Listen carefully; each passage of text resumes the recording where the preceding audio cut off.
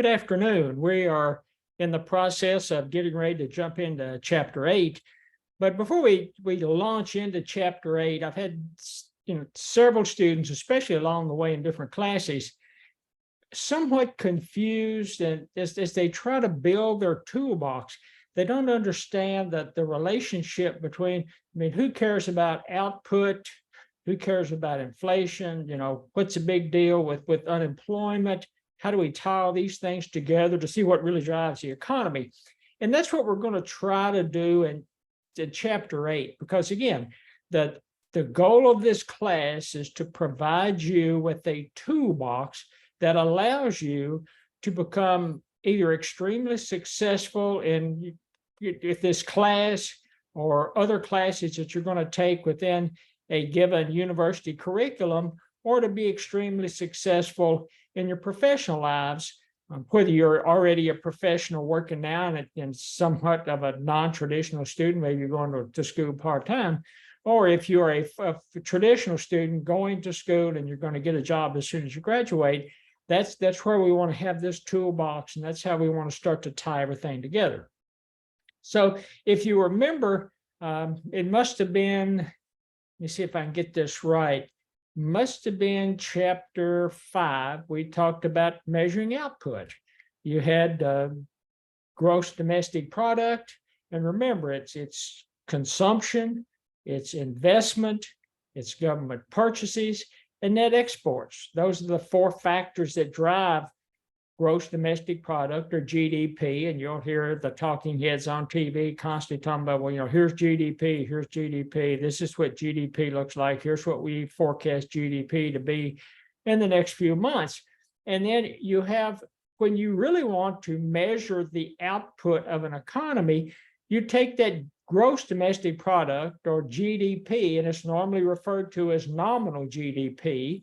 It's when you take and adjust it for price levels that you get the real GDP, and it actually measures the real change in the economy, a nation's output, once you make that adjustment to get the real GDP. And then once we talked about GDP, then we got into inflation and talking about price levels and the impact of inflation. We talked about things like, how to determine a price, index. We looked at, what are the changes in a price index? And basically it's the new value minus the old value divided by the old value multiplied by 100. So if you look at the price index last year and you look at the price index this year, that's going to give you estimates of changes in that price index. Price indexes we talked about, the one that most people talk about, the one that is typically used in negotiations and contracts and salary adjustments. When you're looking at, cost of living adjustments, it's a CPI, Consumer Price Index.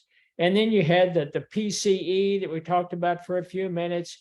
You have the implicit price deflator, and you have all of these going together to help drive changes in price levels. And as we get into Chapter 8, kind of get in the meats and potatoes of Chapter 8, we're going to see how the measuring the output, the price level, how that all impacts in your economy. And then lastly, in Chapter 7, it must have been, so 5 was GDP, 6 was price level inflation, 7 was unemployment. And we talked about things like the equilibrium level of employment equals the natural level of employment, and are sometimes called full employment. So you're looking at different names for the same concept or the same metric. And also you talk about the natural level of employment. It's, it drives the employment level with labor, and it's basically the quantity supplied equal the quantity demanded of labor, and that gets you kind of to your equilibrium employment. And it's also comparable when you talk about the two. So you've got the natural level of employment, you've got the natural rate of unemployment. And the natural rate of unemployment, as we talked about, it's frictional unemployment plus structural unemployment. And that kind of goes back to the three main components of unemployment. Is when you're looking at the calculation, you're talking about frictional, you're talking about structural, and then there's a cyclical unemployment, I guess, factor that you can also drive to certain measures or certain metrics of unemployment. And the last thing we just want to quickly touch on is unemployment. The rate of unemployment is calculated as those individuals that are unemployed but have been seeking employment or opportunity employments within the last 4 weeks. And they are individuals that want to be, they are willing and able, and they want to be employed. They just haven't found anything.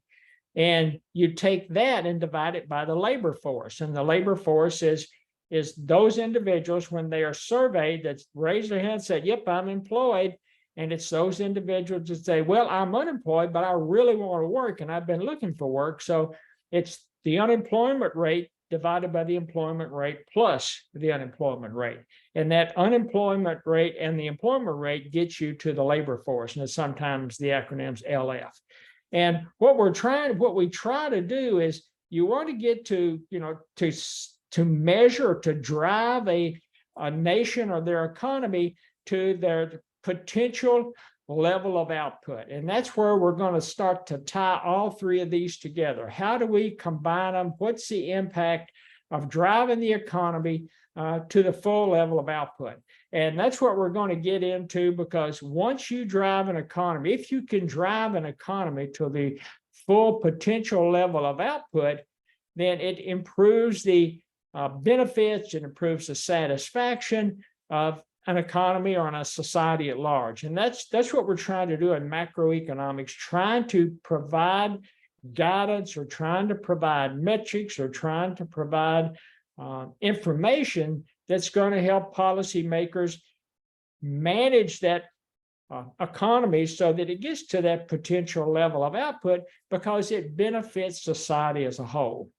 That's kind of the overview, kind of how we're going to tie these things together. And in a few minutes in the next section, we're going to actually get into aggregate demand and try to figure out what aggregate demand really means. Thanks everybody for joining, and I'll talk to you soon.